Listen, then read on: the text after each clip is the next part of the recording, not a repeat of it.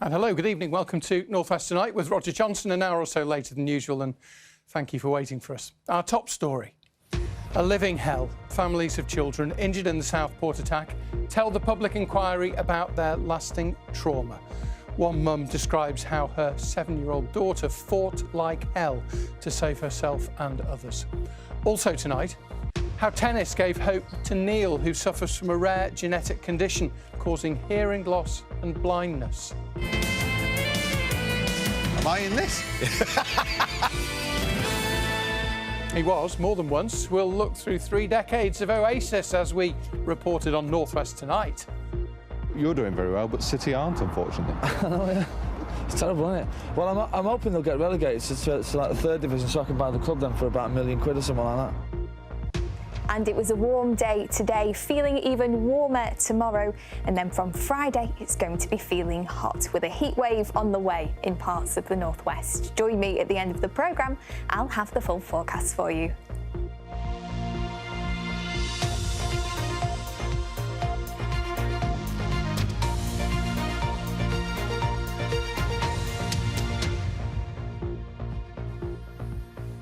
The public inquiry into last summer's murders in Southport has heard emotional evidence from 4 families whose daughters were injured in the attack. Of course, Alice Aguirre, Elsie Stankham and BB King died, and 10 others were injured during the knife attack on a summer holiday dance class. One of the mums said today that the most upsetting thing was that her daughter had to save herself as others escaped. Our Merseyside reporter Andy Gill sent this from the inquiry at Liverpool Town Hall, and you may find some of what Andy says upsetting. Today, the inquiry heard from the families of 4 girls who survived the attack, but who were physically and psychologically injured. For legal reasons, we can't identify them. The mother of one 7-year-old girl, known as C1, read a statement to the inquiry during which her voice broke and she wiped away tears. She said her daughter suffered 33 stab wounds and described the pain of seeing on CCTV played at the court hearing back in January how her daughter escaped the class only for Rudakabana to pull her back in. The mother said, "The most painful truth for us, though, is that there were no adults to help. During both her attacks, she was only supported by children." The mother said, "I don't doubt for a moment that the actions of teachers that day saved lives. They escaped to call the police. But the uncomfortable and often unspoken truth of our reality is that when the adults left in those first moments, our daughter had to save herself." The mum went on to describe how her daughter tried to protect other girls as Rudakabana attacked them. She said the girls deserve an apology and a promise of changes so that this cannot happen again. The inquiry also heard from the father of a 9-year-old girl who was stabbed 3 times. He said she has flashbacks. She looks over her shoulder for danger when she's outside. She fears loud noises. He said, "Our daughter was stabbed in the back by a coward she didn't even see.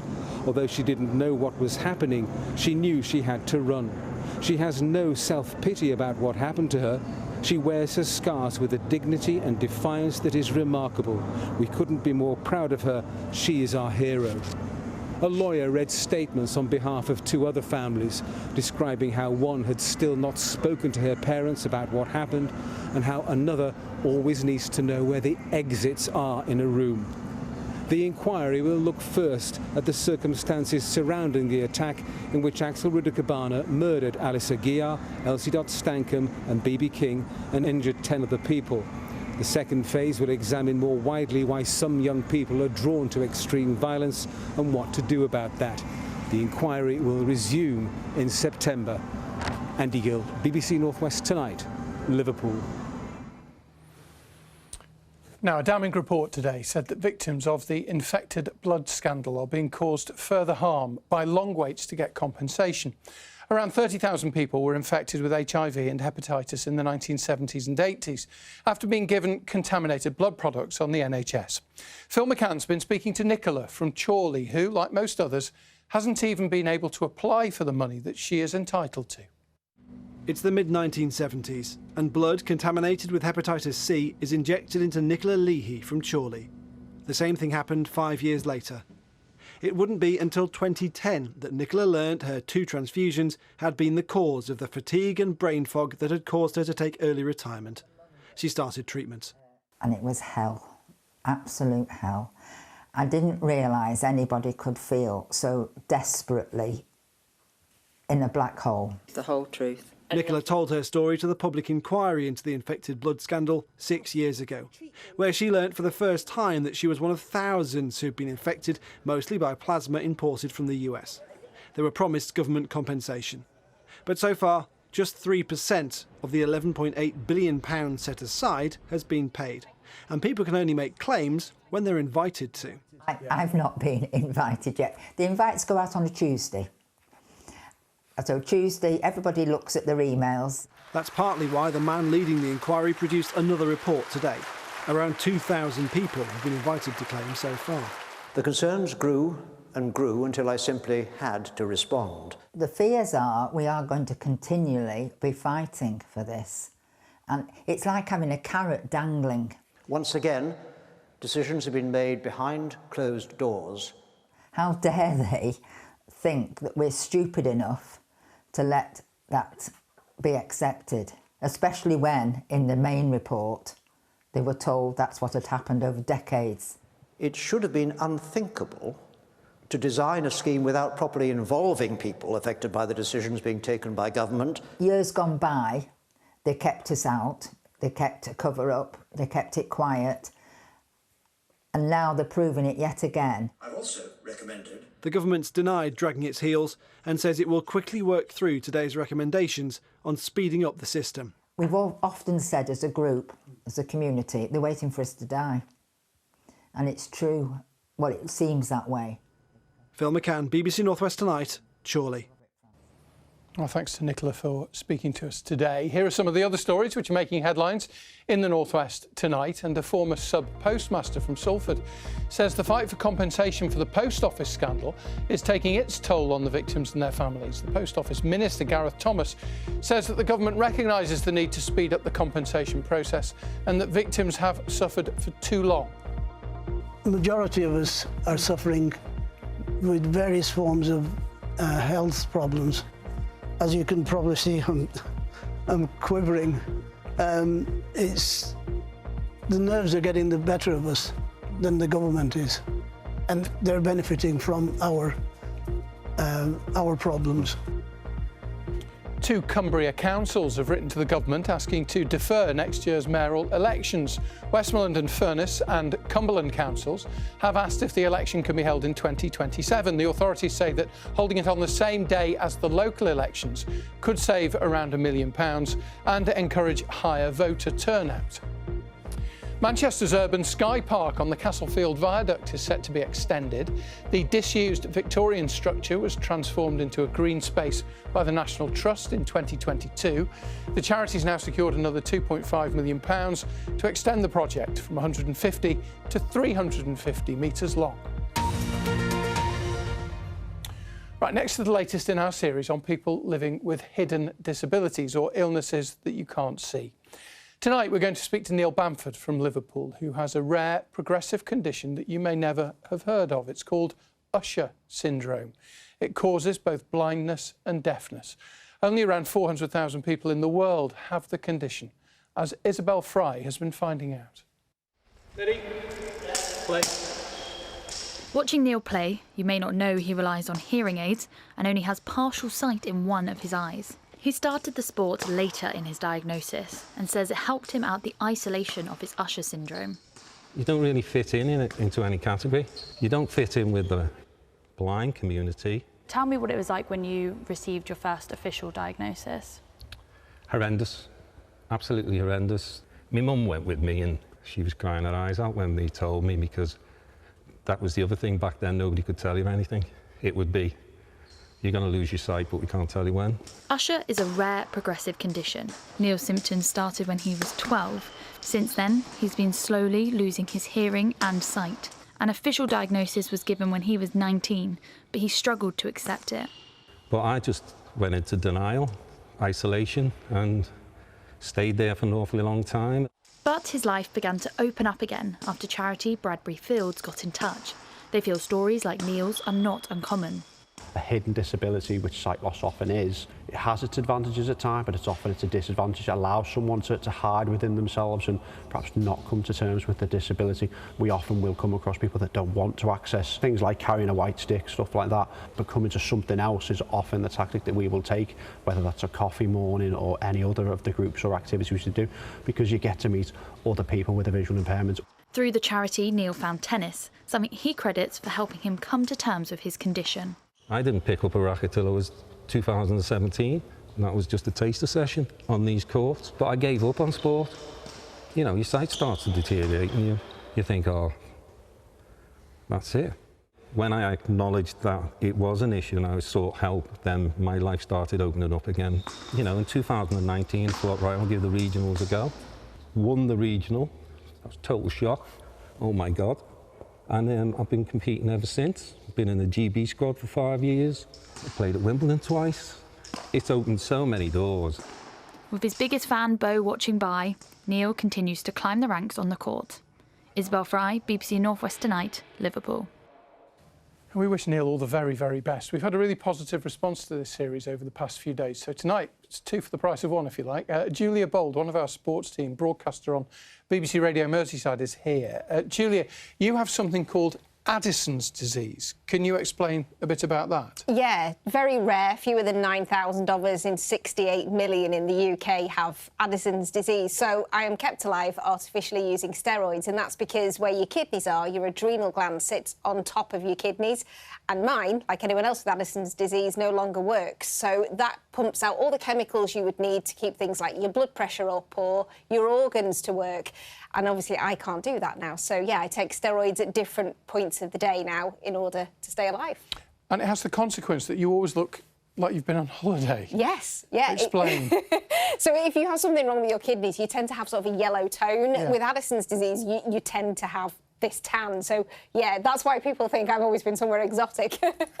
And it is very, very rare. As you said, only 9,000 people in the country, which makes it difficult both for the medics to diagnose and also for you to get treatment that moves forward. It does, and that's something that we're really keen with Addison's UK, the charity, to try and encourage people to talk about it a lot more, and it means a lot of medical staff have never heard of it. So the problem with Addison's is not only are you kept alive artificially, but you can't fight things like flu or a stomach bug or even sometimes a heavy cold you can't fight yourself. So you can end up in what's called Addison's crisis, and that means you're going unconscious and you need extra help, often in a resource bay in hospital. And that's why we have things like this we have to take to hospital with us. And it's a pack that literally tells doctors and nurses exactly what we need in order to stay alive. And that's a big thing, trying to create this awareness now. And it's great that I can come on here today and talk like this. Because if you don't take your medication, what's the consequence? I won't be here tomorrow, so I will take it 3 times a day today, and if I don't take it today, the chances are I won't be sat here tomorrow. And I mentioned the fact that the treatment hasn't really changed. John F. Kennedy, President Kennedy, had this way, way back, and you're effectively getting the same treatment. Yeah, I'm on the same treatment that JFK had in the 1950s, which is incredible when you think about medical research nowadays.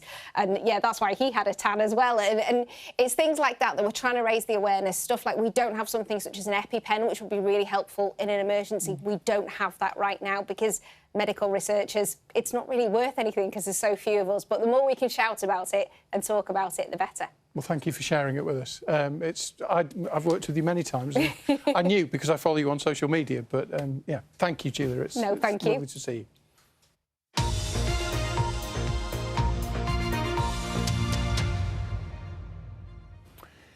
Now, we'll have the weather with Molly shortly, but 48 hours from now, it'll be sizzling hot and the excitement will be at boiling point for sure at Heaton Park in Manchester. The homecoming of Oasis for the first of 5 gigs in their home city on their reunion tour. We've featured the Gallagher brothers many times on this programme over the years, and Stuart Pollitt has been having a look through the archives.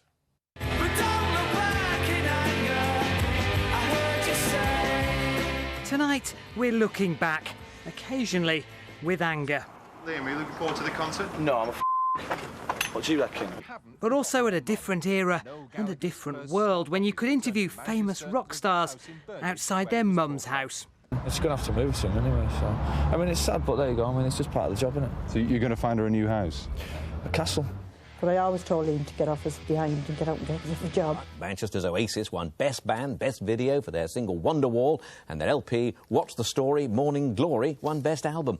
This was 1996, the peak of Britpop. People say they're going to be as big as the Beatles or bigger than the Beatles, and that worries me. Because to me, they're just mine. You know, my two sons. The band's concerts at Main Road, then home of Manchester City, were huge. Tickets sold out in less than 3 hours. They're currently Britain's biggest band. It's probably going to be the biggest day of our lives anyway. And what about Noel's prediction about his beloved football club in 1996? Hopefully they'll win something while I'm alive, but I mean, I wouldn't like to put money on it. The turbulent relationship between the brothers has generated plenty of stories. Noel and Liam Gallagher's brother Paul said he hasn't been told that Oasis are to split after a major row. If it's true, yeah, of course I'd be sad. And they'll probably split up again at Christmas, and then they'll be #1 again in January. And I think Liam's lost it, and Noel would be a lot better single. From football stadiums to front rooms, this was 2006. Ben won a Radio 1 competition to have Noel Gallagher play in his front room. I would like to leave this city. It was just unreal. He was sat in the lounge playing 3 songs. It's just the best thing, best day of my life so far. Less successful was Oasis's last concert at Heaton Park in 2009, plagued by sound problems, which prompted this offer. This is a free gig from now on. You'll be getting your money back. Anybody who's kept their tickets will get a full refund. He later went back on that promise, leaving fans frustrated. He did say, you know, from now on, tonight's a free gig. A few years ago, Noel got to see some of our North West Tonight archive. Am I in this? This is great.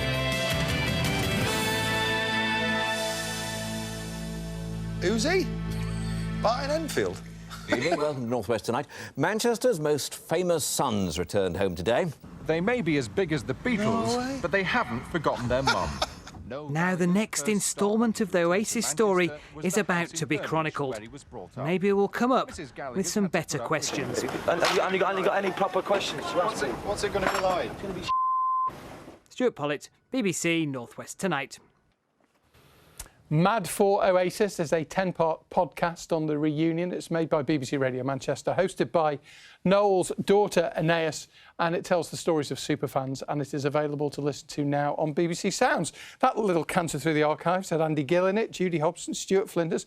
Very cheeky about Martin Enfield, wasn't it? Right, let's have a look at the weather. How's it looking, Molly? It's going to be warm. It's going to be warm. Temperatures are rising. So let's take a look at your photos from today then, because it was a bit of a misty and murky start in Blackburn, but it did brighten up pretty nicely on the Wirral, but still a lot of stubborn cloud out there, but feeling warm, as Roger said. Thank you very much for sending your photos in. So tomorrow it's going to get even warmer. It's going to be a misty start again for some, and a bit of lower level cloud that might be quite stubborn to lift. But once it does, plenty of long sunny spells and warm and hot from Friday. So we are potentially going to see a heat wave in parts of the northwest from Friday until Sunday, with highs of potentially 33 degrees in more southern parts. Overnight tonight, it is going to be a mild night, fine and dry, starting clear, and then you can see that cloud bubbling up, and we will have some mist by dawn. Lows of 10 degrees Celsius. And then tomorrow, some of that lower level cloud might be quite stubborn to lift, but once it does, long spells of sunshine, highs of 26 degrees Celsius. In the lights of Manchester, you can see slightly cooler on the Isle of Man. And then from Friday, that's when the potential heat wave starts. So if you are lucky enough to be going to Oasis, 30 degrees Celsius, so get your bucket hats at the ready. Plenty of sun cream. You don't want to be looking back in anger because you've got sunburn. I couldn't help myself. I'm so sorry. Have you got your bucket hat ready? I have. I am one of the lucky ones going. Yeah, I know. Goodness. You're looking forward to it? I am. I'm really looking forward to it. Yeah. But, you know, I know I'm very lucky. I know it was a bit of a gold dust moment. Good for you. Lucky you. I'm a bit, when I talk about it, I'm a bit like, oh, sorry. Thank you for watching. Have a great evening. And sorry we're a bit late again tonight. Good night. Good night.